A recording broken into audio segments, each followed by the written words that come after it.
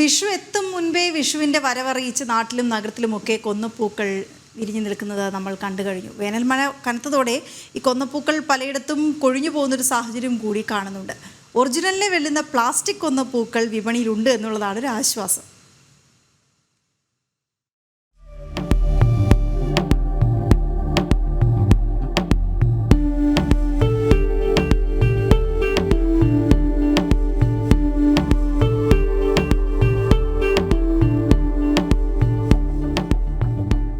വിഷുക്കാലമല്ലേ, കണിക്കുന്നയല്ലേ, എനിക്കാവതില്ലേ പൂക്കാതിരിക്കാൻ എന്ന ഭാവത്തിൽ തലയെടുപ്പോടെ വിരിഞ്ഞു നിൽക്കുന്ന കൊന്നപ്പൂക്കൾ. വിഷു എന്ന പാരമ്പര്യത്തനിമ വന്നെത്തുന്നു എന്നതിന്റെ പ്രകൃതിയുടെ ഓർമ്മപ്പെടുത്തൽ കൂടിയാണ് കണിക്കുന്ന. വരാനിരിക്കുന്ന സമൃദ്ധിയുടെ നാളുകൾ ഓർമ്മപ്പെടുത്തിക്കൊണ്ടുള്ള പ്രകൃതിയുടെ വിഷുക്കൈനീട്ടം. വേനൽമഴ കലത്തതോടെ കൊന്നപ്പൂക്കൾ പലതും കൊഴിഞ്ഞു തുടങ്ങി.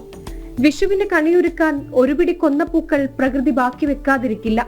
ഇനി അഥവാ കൊന്നപ്പൂക്കൾ കിട്ടിയില്ലെങ്കിൽ ഒറിജിനലിനെ വെല്ലുന്ന പ്ലാസ്റ്റിക് കൊന്നപ്പൂക്കളും വിപണിയിൽ സജീവമാണ്. ഒറ്റനോട്ടത്തിൽ രൂപം കൊണ്ട് കൊന്നപ്പൂവല്ലെന്നാരും പറയില്ല.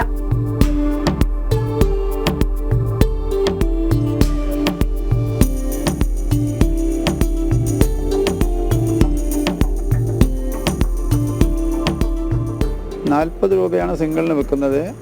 ഇനി 3 ഒന്നിച്ചെടുക്കാൻ ചിലത് 100 രൂപയ്ക്ക് കൊടുക്കും. പിന്നെ ബൾക്ക് എടുക്കാൻ ചാൻസ് റേറ്റ് കുറച്ച് കൊടുക്കും. ഈ പ്ലാസ്റ്റിക് കൊന്നപ്പൂവിനും ആവശ്യക്കാർ ഏറെയാണ്. അതുകൊണ്ട് തന്നെ വിഷുവിന്റെ വരവറിയിച്ച് ഇവരും രൂപം കൊണ്ട് കൊന്നയ്ക്കൊപ്പം കിടപിടിക്കാൻ മത്സരിക്കുകയാണ്. പ്ലാസ്റ്റിക് കൊന്നപ്പൂവും കൃഷ്ണവിഗ്രഹവും ഒക്കെയാണ് ഈ വിഷുക്കാലത്തെ താരം. ജനം, കോഴിക്കോട്.